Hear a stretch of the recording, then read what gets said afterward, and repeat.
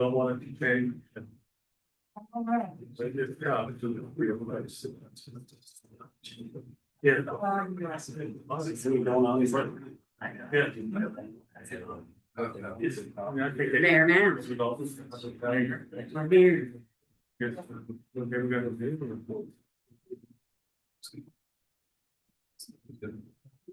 All right, well, let's not be nice meeting. She We were put just- Finland's, right? You guys Yes. did the signs. That was that transfer resolution. Either somebody went home with. Then. But okay, Yes. we failed to sign that, Oh, I or failed. somebody went home with it. I failed. Oh. It was sad. Oh, the resolution. Yeah. Yeah. I was like, everyone's good. Yeah, I should. You're good, you did it. You were weird. He wasn't here either, I forgot that. Yeah. Skeleton theory. I said, either somebody took it home or we didn't sign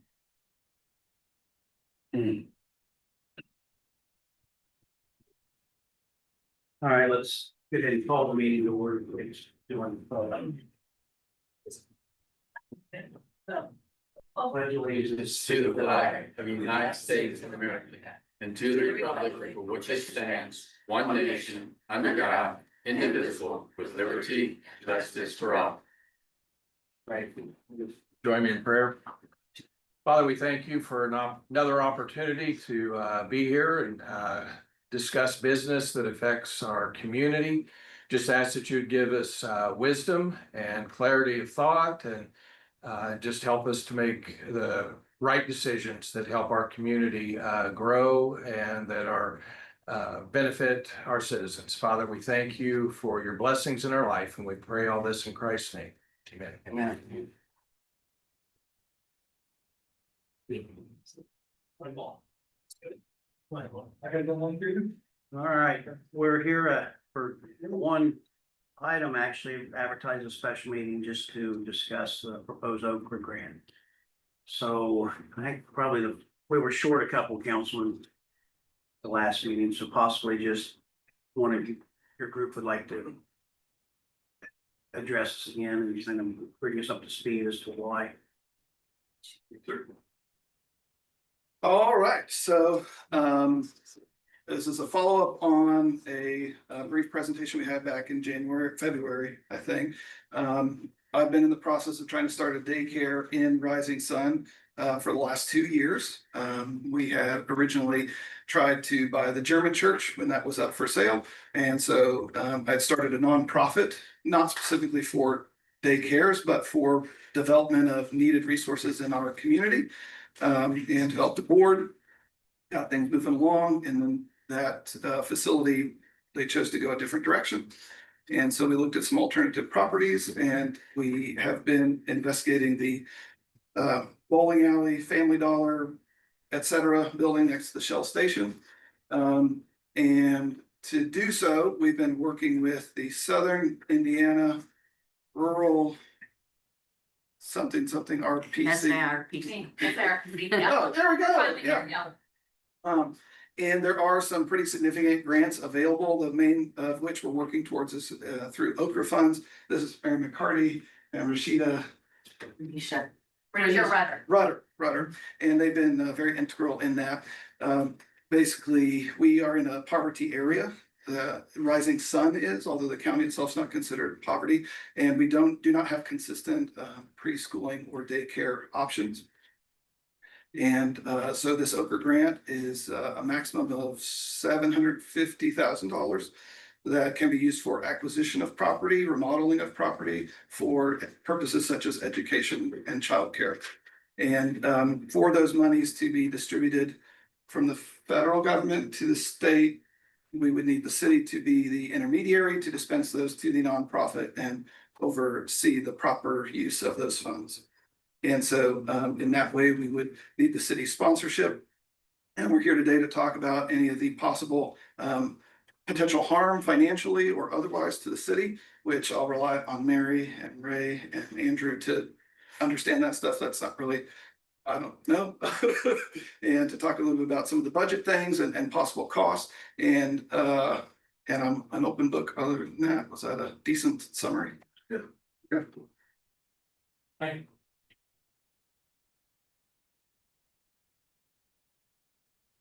Any questions this time? We'll talk to all. So this grant, you didn't say you get it, money come to the city, three holds the money, gives it to you as needed, or? You draw the money as the work is being done on it. So let's say the construction or the acquisition, for example, grant goes through. Everything, all your paperwork gets signed, you wanna purchase that, once that, all the paperwork submitted to the state.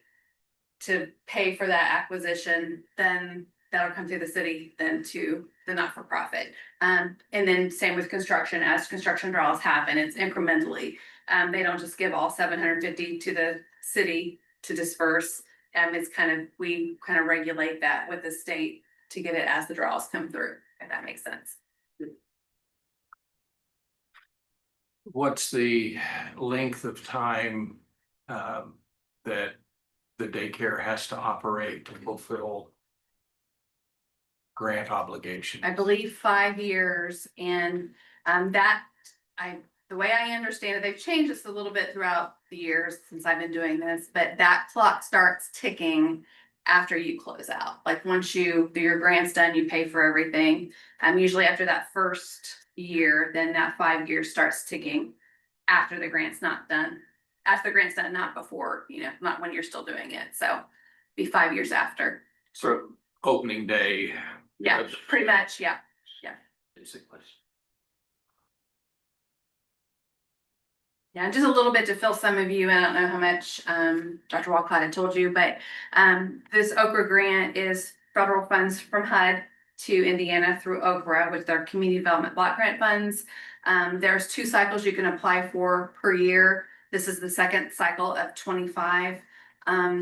There's a proposal due the 24th of October, and then a final application due December 18th or 19th, one of those days, 19th, whatever that Friday is. So anyway, that's kind of how that works. And then we should find out in January, February, whether or not it's funded, if you would go this cycle.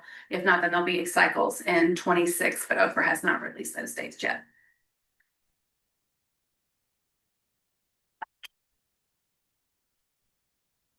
I'm curious to the round table that you had at the library, what was the feedback there and what was some of the information from that?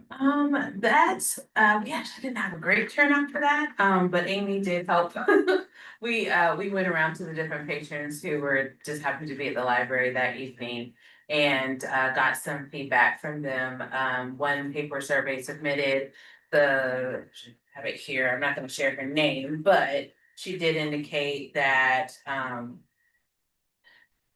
not satisfied by the number of options for childcare in Rising Sun, not satisfied with that the options that are here are affordable, not satisfied that the options available here are reliable.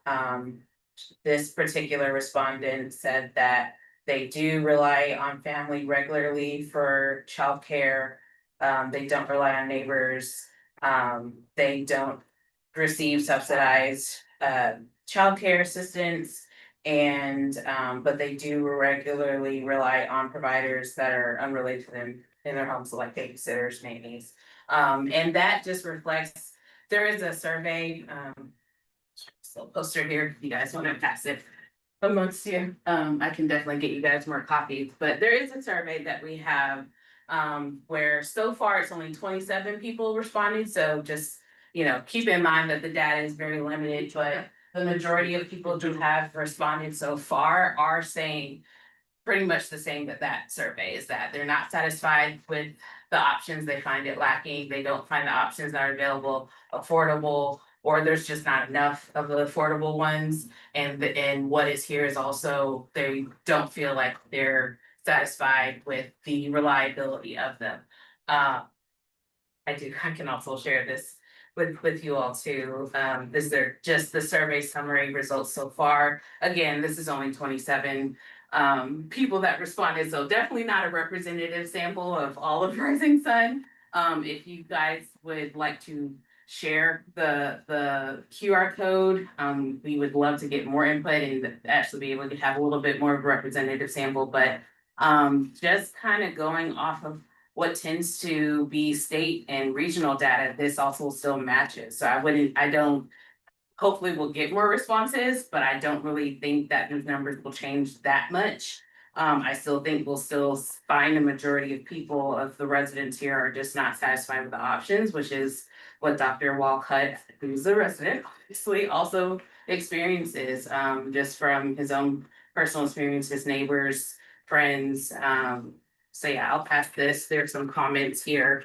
You wanna kind of skim them. And again, I can definitely send a digital copy if you guys wanna, to the council, if you guys wanna look at that more in depth, but yeah, we're seeing that need so far.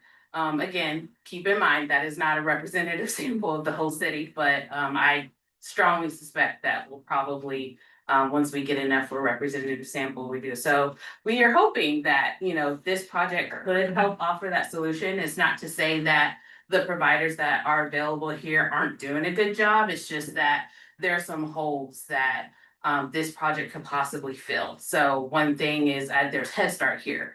Head Start's great, it's amazing, but you also usually have to qualify financially for that. So anybody who may be a little bit above that income level, that's a gap there, which we know, you know, what it can feel like unless you're super rich, what it feels like to just like, you know, not be rich enough for something, you know? Story of my life. Exactly, right? The same, you know, that, and a lot of times that's middle class families where like, yeah, maybe you're not struggling per se on paper, but you know, you just don't have enough money, but you don't qualify for assistance as well, so.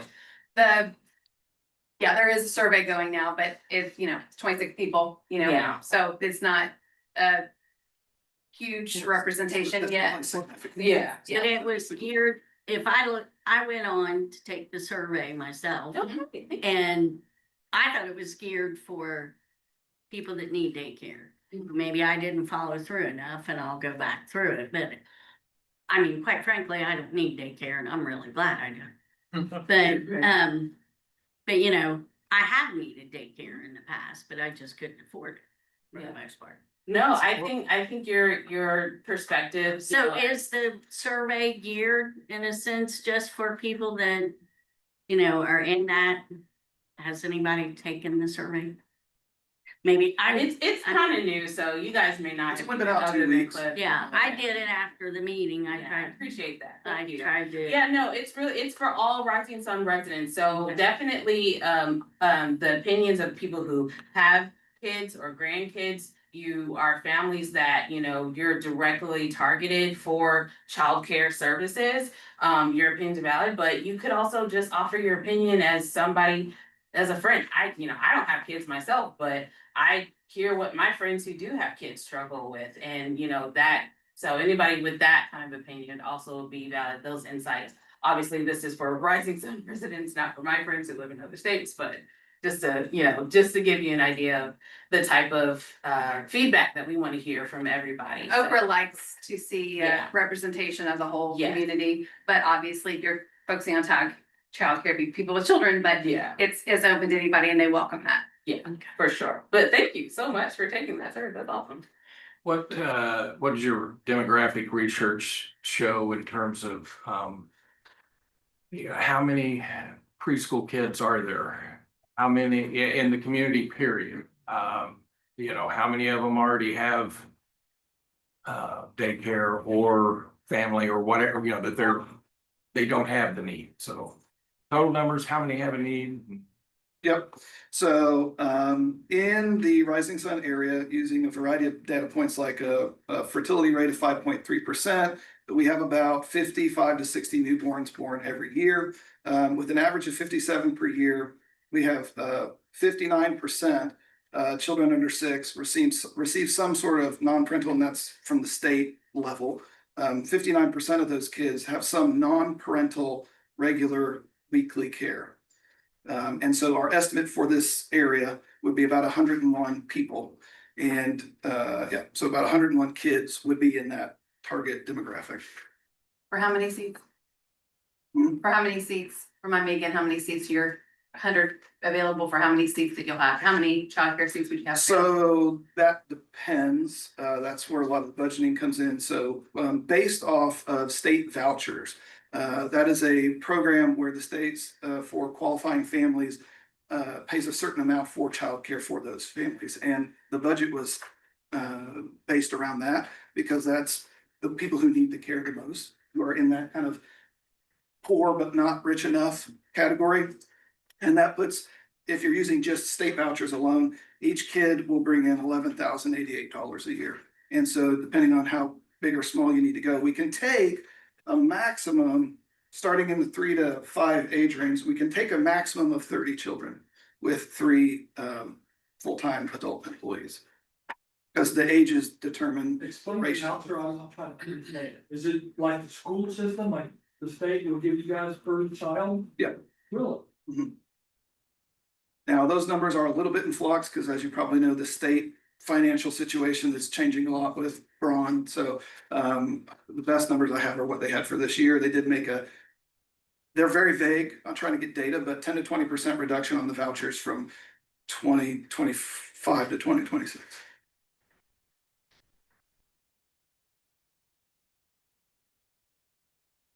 What's our chances of getting this grant? They're highly competitive.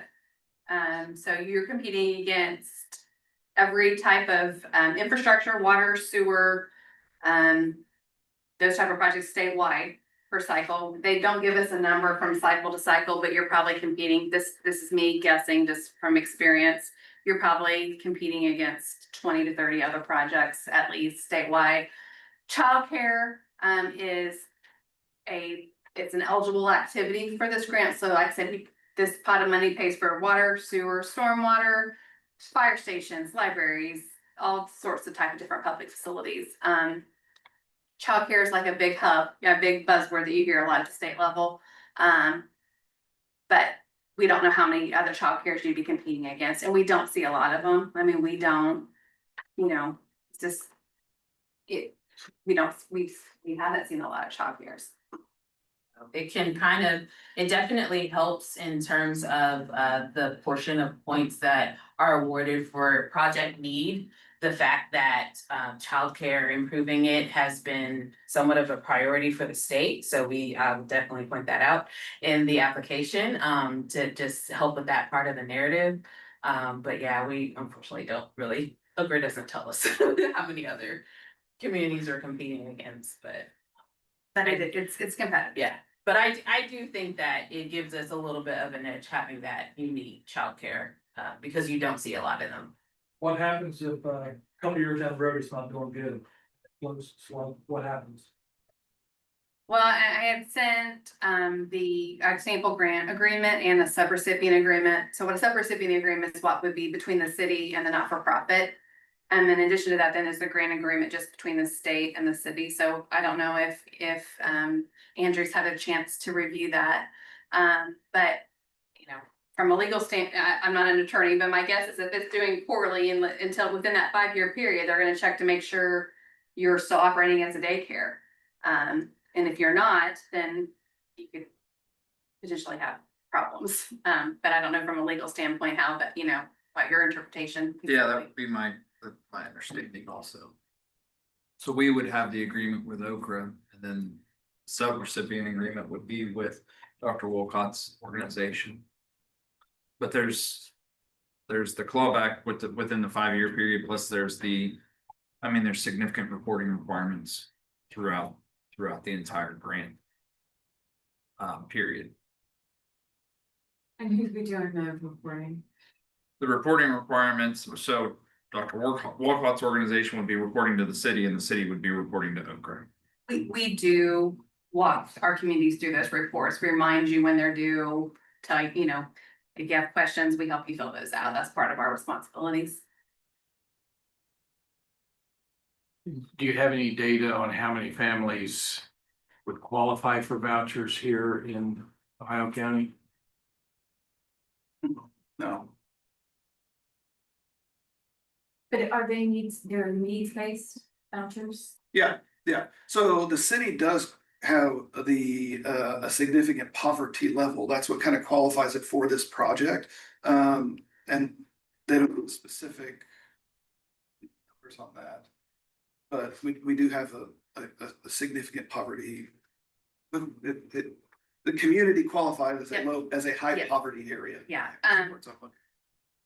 particularly through the grant, how you qualify typically with the CDBG dollars, a community qualifies if they're low to moderate income as a community, which Rising Sun is. But additional to that, as part of this, if you would go for the grant, it would get funded, then each family has to fill out just, paperwork where they're above and beyond. You just have to make sure you set aside the majority, at least 51% of those seats to low to moderate income families. It's not as low as, when I say low to moderate income, the moderate is, I don't have it right in front of me, but a family of four. And They gotta qualify to get that voucher. I'm not the voucher expert, I'm just the grant expert, but yes, they would have to qualify. And then You don't know what the income- Have to pay. Yeah. If they want. But you're unsure what the income level is for a family of four to qualify for the voucher.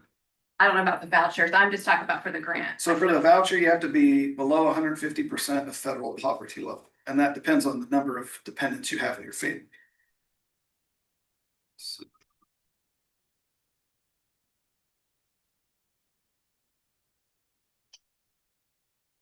Change that. Okay, so the federal poverty level is $43,000 for a family of four. You need to be 150% of that. So No, oh, so less than 100, so the 43,000 is 135% of the federal poverty level. Yeah, so to qualify for child care development funds for vouchers, it's they have to earn under 43,000 per year, qualifying for a family of four. Wouldn't those who qualify for vouchers already be covered, like under Head Start, qualified in those areas and receiving services from them? Wouldn't that be the same population? Just asking out of curiosity. I believe so. I think those are the vouchers that Head Start accepts, but then you'd also have to go with their capacity. So if they're already at capacity, and there's still families left, that qualify for those vouchers, but Head Start doesn't have any seats. Then, again, that goes to the point of the question of number of options lacking. That, even if you do qualify, you have those vouchers, but there's just no place to accept your child within Rising Sun. And it's about operational hours too, so this program would be 6 AM to 6 PM, so for those people which we have a large commuting base for people that need jobs, because there aren't a lot here, they have to commute, and so the Head Start hours are a little bit narrow for those folks. Yeah, that was another question that got a lot of feedback was even in the comments was people saying that they really need before and after, mostly after school care because parents are still working, when schools are out. And if your child's not quite old enough to be able to stay home by themselves yet, but maybe a little bit too old-ish for, for daycare, that's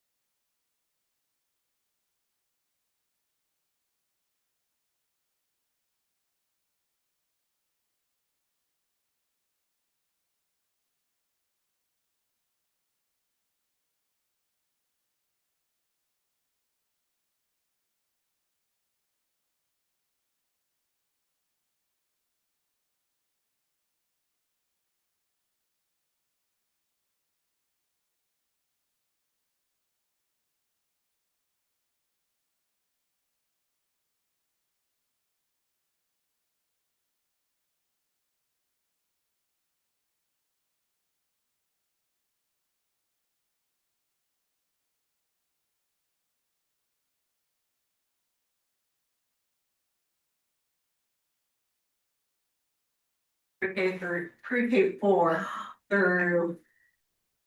I think they allow them to come through sixth grade. And I know once upon a time, you know, they used to have high numbers in that too, but that's even dwindled to where they've combined like. Third through fifth together, K through 1 together, and they combine classrooms because. It's before and after school care. Yes. That's open to the community. It's open to anybody enrolled in Rising Sun schools, yes. For But cash in pay. terms of. Yeah. Daycare for a younger age, it's limited to. School employees. Staff and teachers. Yeah, that's like 2 years old and younger, which I wasn't sure that was a population, who was looking at what population, but I could just. Chris, tell me again the ages that you were gonna at least be starting with. So the program would start 3 to 5 because you can get more kids. And the amount of care that you have to provide is less because they're more potty trained and that sort of thing. And then it can move either direction depending on what the demand in the community is. So it can move up, it can move down, it can move either way, but you just have staffing requirements based on age. So you could go. That's why I picked the 3 to 5 age group, because like I said, it's just easier, but yeah, it can be even younger. You want to try to avoid infants, because there's just a lot there, but, even toddlers and things are still, 2-year-olds are a 15 to 1 or a 5 to 1, toddlers are a 5 to 1 kids per staff. So your ratio gets a lot different than the 10 to 1 or higher for the 3, 4s and 5s.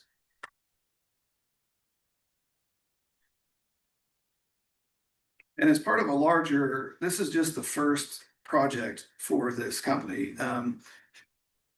Other things that we're looking at are affordable housing for families. As I've mentioned before, our town is not getting younger, we're getting older. And unless we build the infrastructure and the support for young working families, they're not gonna come back or they're not gonna stay. And so this is to pave a way for things down the road. Technical difficulties. The video's gone. Video's Sounds like the gone. Sound is still on. The sound is still on, so they can still hear. We just have a black screen Well, with Rising Sun and Meeting. I'm gonna follow up on Todd's question. I don't want something to happen and a taxpayer have to pay something back. I read the Oprah Bible while I was out of town a couple days, and it was a drag. And I think I know what it says, but if these monies are distributed correctly and everything is done correctly, and something happens and it flops, is the city responsible to pay back that loan? Within that 5 years after you finish your project. Well, finish construction, you start having kids come in within that 5-year period, that next 5 years, if it fails, or you no longer, I think the way the language we reads, you no longer use it as a daycare center, but that can be interpreted however you want to interpret it, then yeah, the city could ultimately have to pay that back. Yeah, just 100% transparent. And it would just be the grant, the 750. Yeah. Yeah, what, And in that grant, whatever the grant amount ends up being, that's the maximum you can apply for, yes.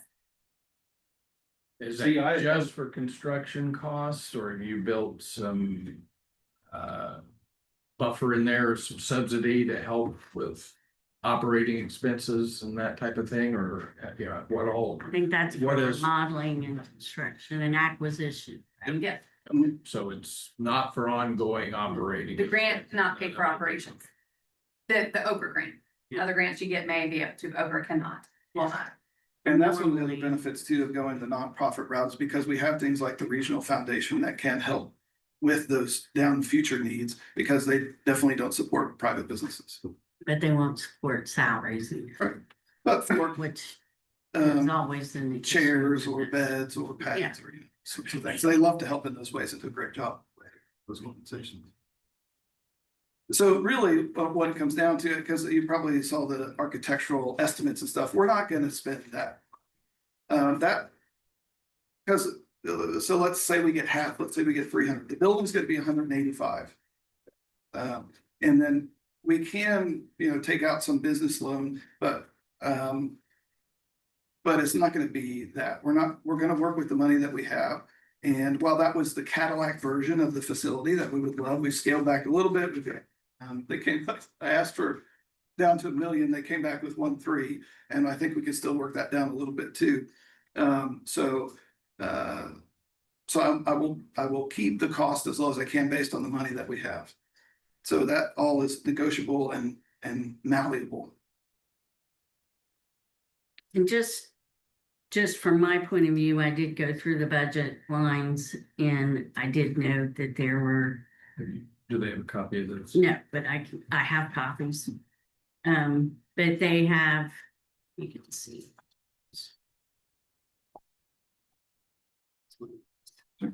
And, I guess my concern was, there was nothing in the budget for like, FICA, Medicare, unemployment benefits, holidays. And I know that's probably getting a little more detailed than you wanted your budget to be, but that was, 20 grand. I am not quite sure that the $1,200 for legal would carry you for 3 hours, 4 hours.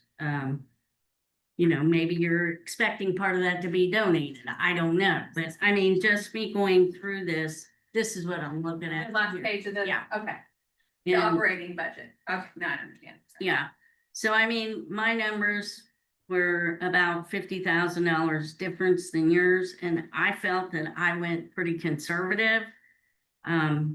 Just from going off of what we pay in utilities at the education center, what we pay in utilities at the senior building, what we pay in utilities. I just went through some of that to check it. The accounting, what we pay for bottom line with various groups to do the filings and all your accounting. So on that end, I felt it was, that the numbers were a little low as far as the budget. And, last time that we went through this, which I know you guys are tired of hearing it, but at the same time, even the supplies, they didn't have milk, they didn't have food, they didn't have snacks. People were donating for that to operate. They didn't have the numbers. And, so it was a concern. We went through a lot. Mike, I know, was on the board. And, so it is a concern to me. And I have other points there that, you guys can look over, but, I don't know that. I guess my biggest concern as the chief financial officer is the cost and the unknowns of Senate Enrolled Act. Is it still SEA one? Is that still what they call it? Yeah. We will have no lit. They have no replacement for lit. That to us is at least a $300,000 hit. And if we don't have that, then we have to come up with it somewhere else. Hopefully they'll find a replacement. And the status of our casino that wants to move. And, basically we were told to hold tight, not do anything that would be, that we would feel could risk anything for our community. And I'm not saying that there isn't a need for daycare. I will tell you, as a mother, 35 years ago when my kids were going to school, I didn't have the money to even pay. It was $15 a day, for me to send them. And so I got to send them 2 days because grandma, grandpa, everybody else, took care of them. I made $7 an hour. Now I would say most people around here make 14, 15, maybe. but things cost so much more. So, I mean, I just wanted you all to understand that, you know, it's not that I am against daycare at all or preschool, because I think it's great. I think the education, you know, educating the kids and keeping them in the system helps the kids not, you know, maybe succeed better in life. But at the same time, this is just a really bad time for the city as well. And, you know, it's just like I said, we put in 500, we did a $500,000 grant now, but at a glance, I showed that we had put in 385. Community foundation put in 300,000. And that's just at a glance. And we almost lost it, you know, because we couldn't hold the numbers. So, I mean, sometimes I think we got to research a little bit more. And, you know, the ability of, I mean, I don't know, is there an ability to do this through the school that's already there, and you don't have to buy a building, and you don't have to, I mean, it's just, why did the school vouchers go away? I guess is what I'm asking. You know, if there's going to be vouchers available for this, why are there no vouchers available for the school? You know, but those were my comments on the project. I'm not saying, you know, like I said, I'm against what? I'm not against daycare, preschool, but I don't think that it's in our best interest to put our name on an Okra grant.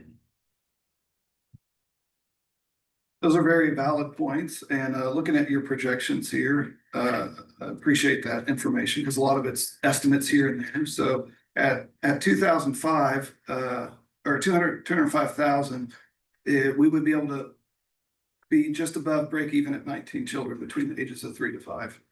So it would enlarge it a little bit, but it's not as though, like I said, we get about 11,000 from the vouchers per year per child.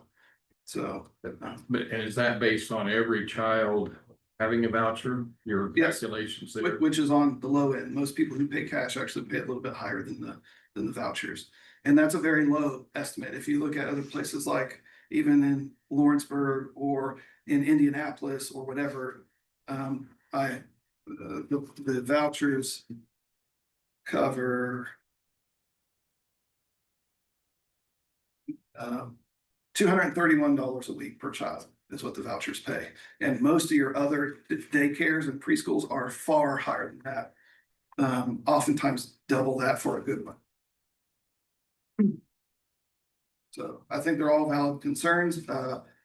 Any business has risk with it. My goal in trying to do this the nonprofit way is to have where there isn't rent there, so there's no mortgage. I asked a little bit about the council could approve a tax exempt status, and that would eliminate property tax, and that allows me to get the operating budget lower, as opposed to going the private route and not having those adjustments. I have some questions about the budget as well. You listed director and the salary, and then manager line is blank, and then an assistant manager, I assume. That's for two. That's for two assistant For managers. two, yeah. is it? Okay. Because Answers that. on the schedule, it has a director that's there from 8 to 4:35, and then there's kind of blocks for the one assistant manager is there in the morning covering through the midday, and then there's the one that picks up after that, and then time in the afternoon for a high school student or someone. That's the additional staff. And then under staff, when you've got an amount, staff 14 to 17, is that how? Yeah, that's for any high school age people who want to come. They can't work with children by themselves, but when they're supervised with another adult, they can come in that after school time and assist and get paid and have a job. From the 3:30, 4 o'clock to 6 o'clock. Because I anticipate there may be some needs for that after school care. So you got a director on site all day. an assistant manager or two that are there half days. Well, full days, but staggered, so they cover the 12-hour. Right. Yep. Yep. And then the other is teenagers. This, where's your other stand? I mean, if you just, the two, and during an overlap period, 3 adults. Yep, and that's where the ratios come in for the age groups. Yeah, so for the 3 to 5s, it's yeah, 10 to 1 or 15 to 1. It's 10, 12, and 15 as you go 3, 4, and 5.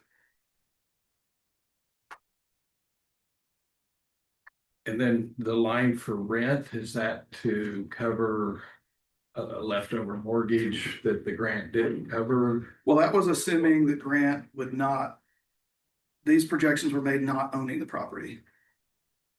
Because at the time I didn't know how that was all gonna work out. So if we get the grant and that pays for the building, then that line item is eliminated.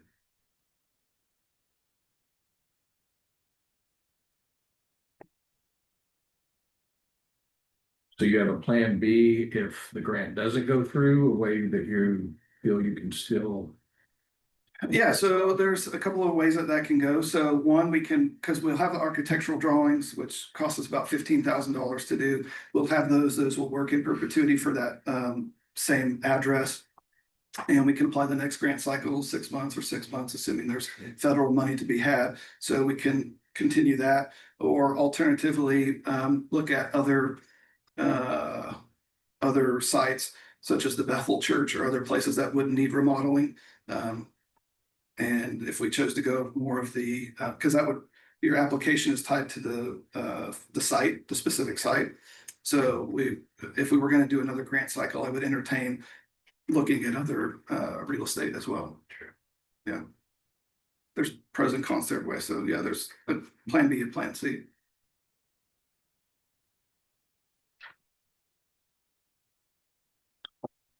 But the plan B and plan C still kind of have a grant cycle in the mix, right? Potentially, or if, say all the federal funds, this can also be done privately, but it just gets a little harder, but it can be done. I've got projections for that as well. But I don't like to go that route because then it makes the cost per child higher. But we can.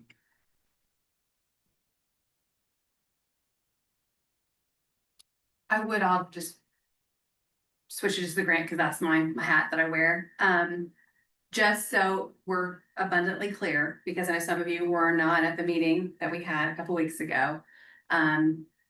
There is, even though my office and Renisha and I are involved and we do the writing and we work hand in hand with Chris and you all, Okra still sees it as a city and they want your buy-in.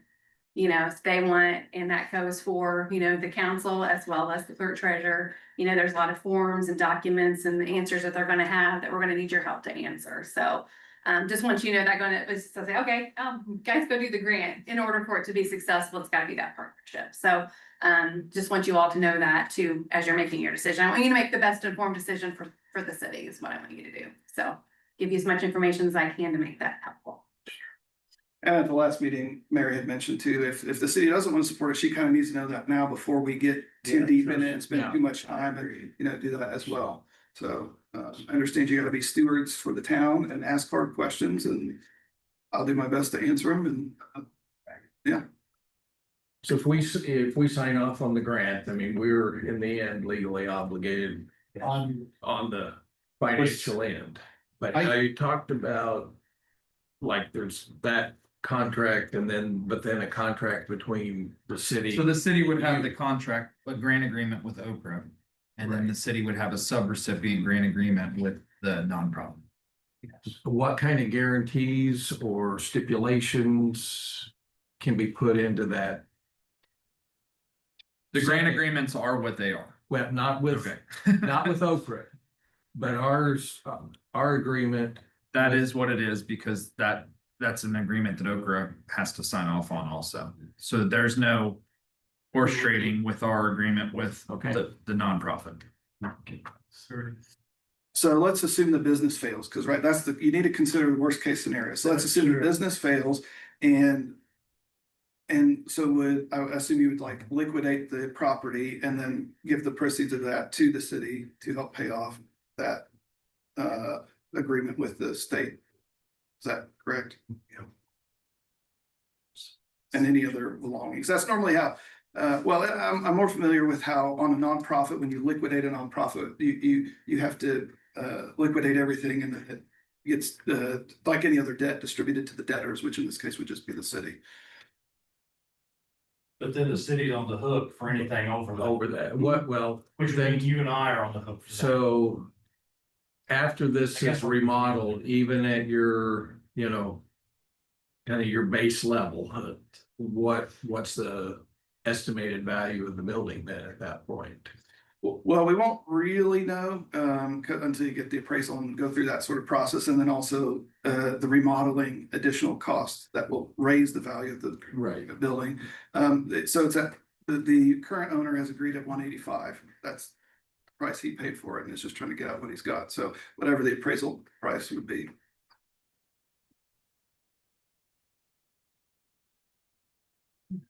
It seems like there's just a whole lot of unknowns here,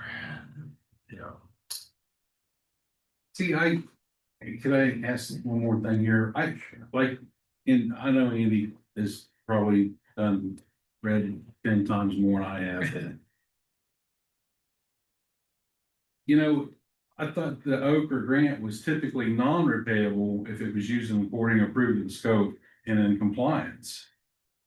The compliance is as long as it stays a daycare center within that 5-year period that's in compliance. After it's built, no, so you got 18 months, 2 years before it's done. And then you got 5 years after it opens. The clock starts when it opens. Yeah. I didn't understand it that way because it talks a lot in there about it not being a loan, it's a grant. And I'm trying to understand that part of it. It's a grant as Has long as it Bill- all Has works to out. fulfill the purpose of the grant for a specified Yeah, amount it's of a, time. it's a good tool, for something like this, but I'm just trying to. Yeah, that's why they're usually put in through the city or the counties or the town. Yeah, that's a federal requirement. Yeah. Yeah, that's what, that's, they keep it that way. Yeah. Yes. So the subrecipient agreement doesn't insure or secure that, and we have no way to bond that or do anything weird to help secure that agreement. I mean, can Mr. Walcott get a bond of some type for X that would secure that agreement? Not that I know of, but it's just, I say not that I know of just because not any of the entities I've ever represented have done that. No.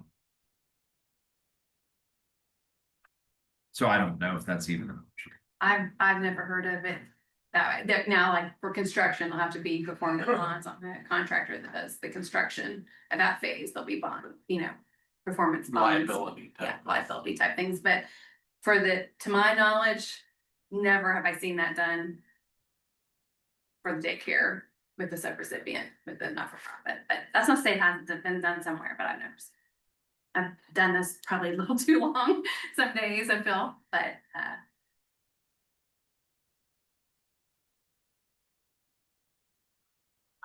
But I'd like to see more concrete numbers on demographics of our area and breakdown of ages, children, income levels. I started a daycare in Oklahoma through a church and received a grant, and we didn't have to pay utilities and we didn't have to pay rent, and it was a struggle to make ends meet. And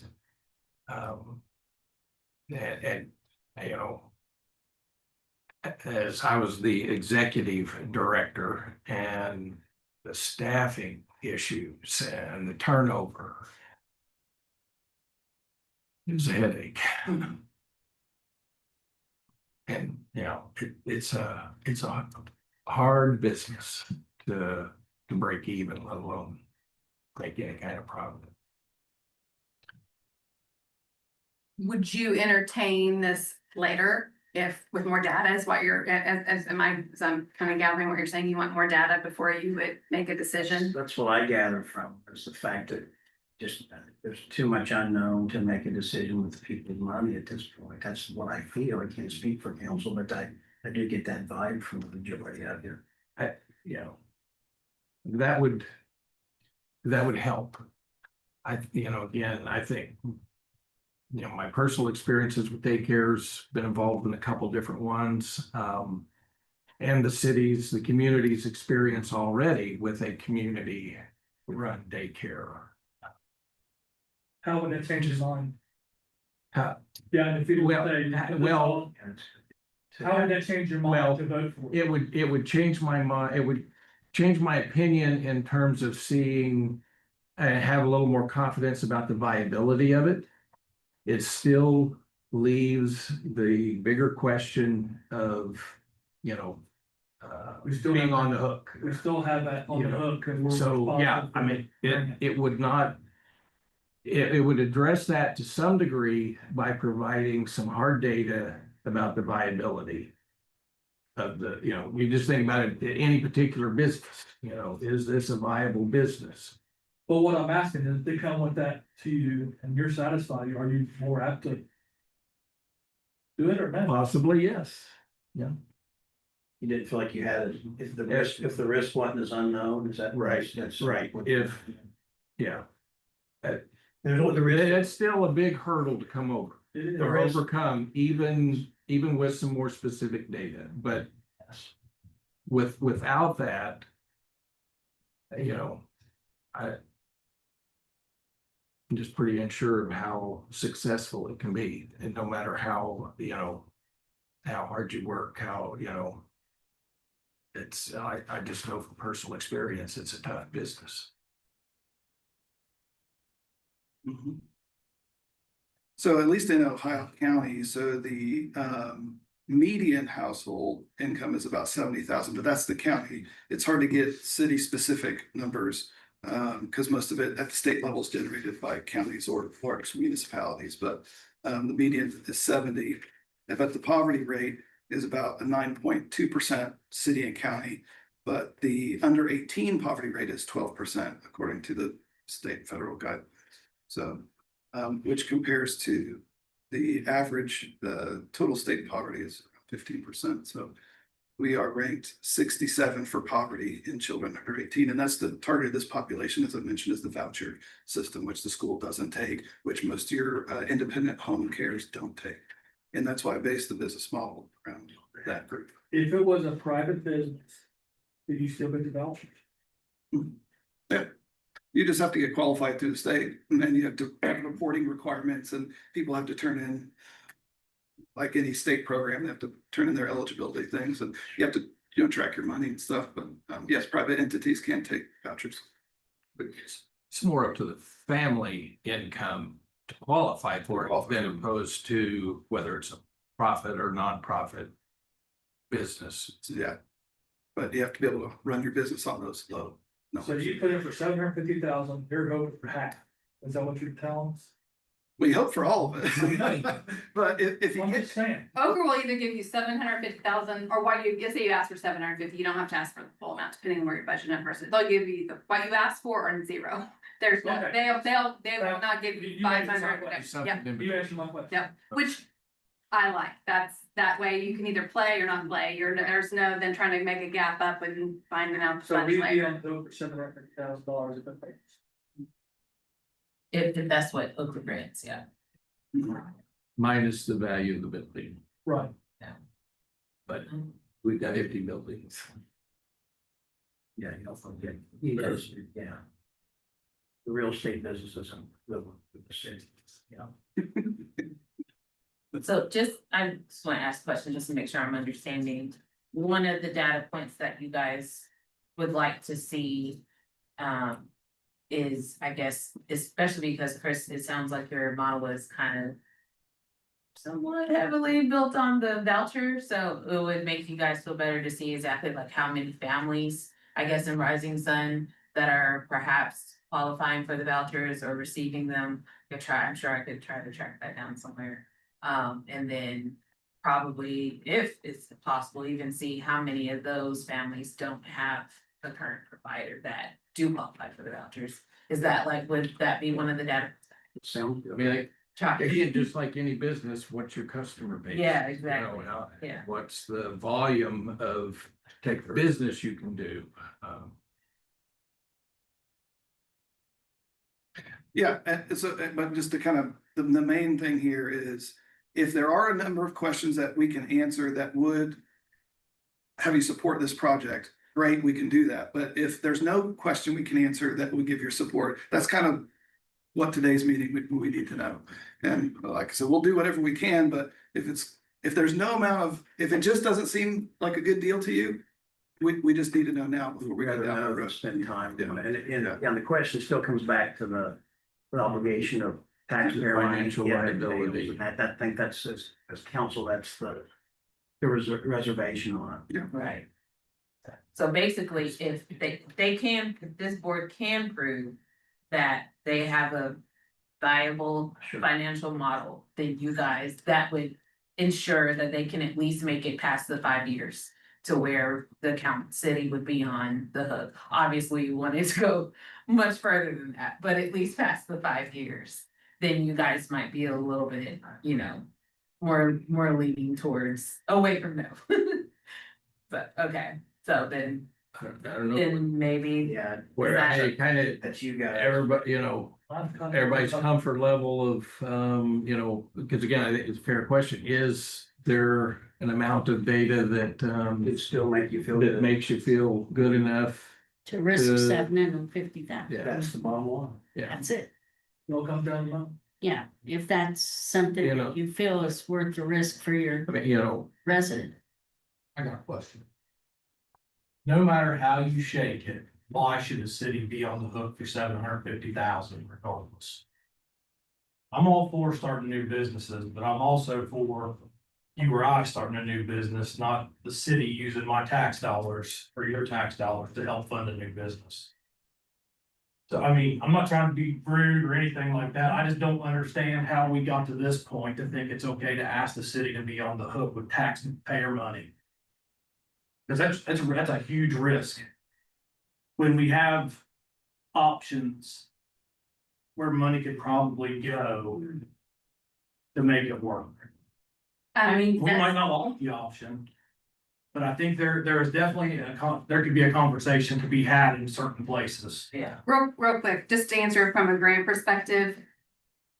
There is a grant to the city unless Right. within that 5 year period. That chance is there. That chance is there. That chance is probably pretty minimal based on my 30 years experience, but I hope you're right, I would hope I'm right. And I don't ever want a community to get into. but I know how businesses have come on Main Street here and not made it 6 months or 8 months or a year and a half.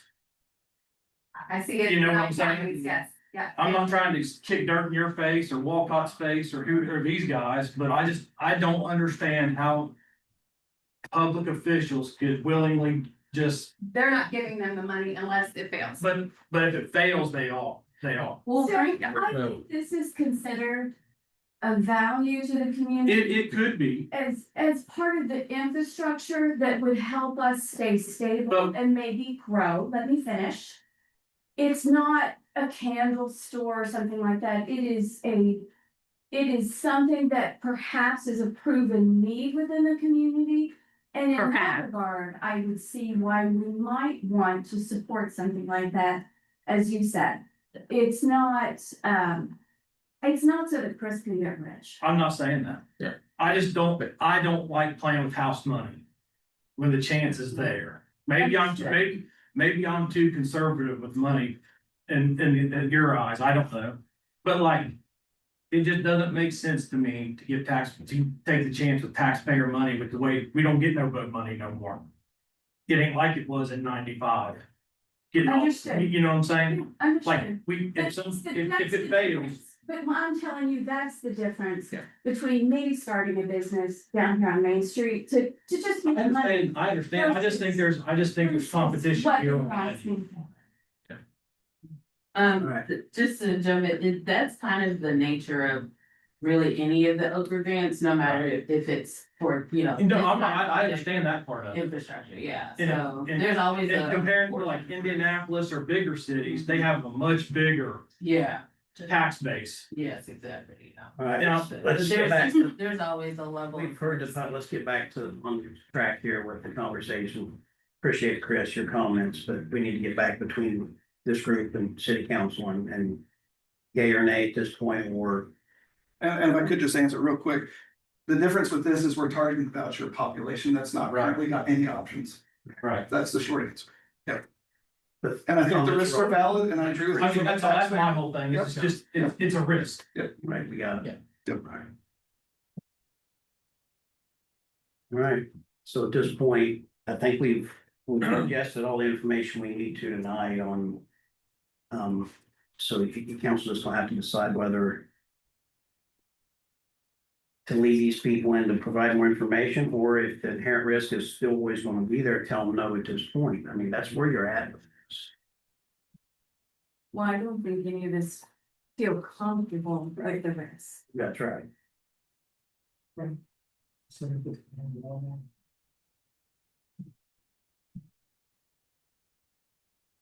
We appreciate the work you've put into it. 'Cause I know it's a lot. We appreciate your time. So, just so we're clear, so Chris knows to go to Plan B. So like you're saying, no on the grant. In the future, with no data. Just want to make sure that we're clear so we don't have to have this I think I- conversation. Let's Yeah, clear it all that down. Need to be a motion. I would- Yeah. We would need I feel to make it Yes, clear for everybody involved. I do believe it's a yay or nay thing that needs to be put to bed at this point, or not.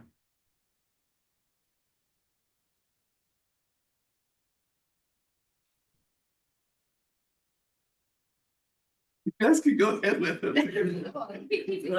I think we're all, Chris, we're all torn It's fine. in terms of Yeah. wanting to see something like this succeed. We're, you know, it's because we recognize that this could be a very positive contribution to our community, That's the thing. that we even entertain it. Mhm. Or yeah, And yet, given the financial situation of the city between the riverboat, the changes in tax laws and everything with the state, I think we all feel a responsibility to say no, and Make a motion. at least for now, and I'll put that in motion. all right. So. Don made a motion to decline at this point before. Got a second on that. We're all still friends. It's fine, guys. Like, really, I don't take any of this stuff personal. This is just trying to do things and get them done. I know where you're coming from, so it's fine. It's all good. Life is good, but they do need a second. I'll do the second. There is. I don't wanna take a risk of the city losing $750,000. So, yeah, the second by Like how I Todd. failed before. All right, without any further discussion, we'll call for a vote. All in favor? Aye. Yes. You abstained, Cliff. I have to abstain. Yes. There's the answer anyway. So now- Very good. All right, thank you. Thanks you. There will be more in the future. There will be something else. I'm always gonna open up something. We'll keep digging. Motion to adjourn. We will. There's nothing else, right? Sure, no more. I didn't. As long as you guys don't have anything else to discuss at this point. All right, that's kind of motion to adjourn. Motion by Lisa to adjourn, have a second. I second. Second by Don, all in favor. Aye. Chris, Meeting do you adjourned. want, this was some of your. Thanks, sir.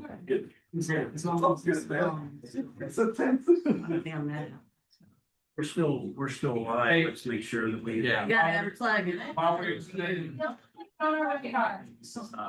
While we were sitting here, Indiana made first thing that be the third highest paid college football.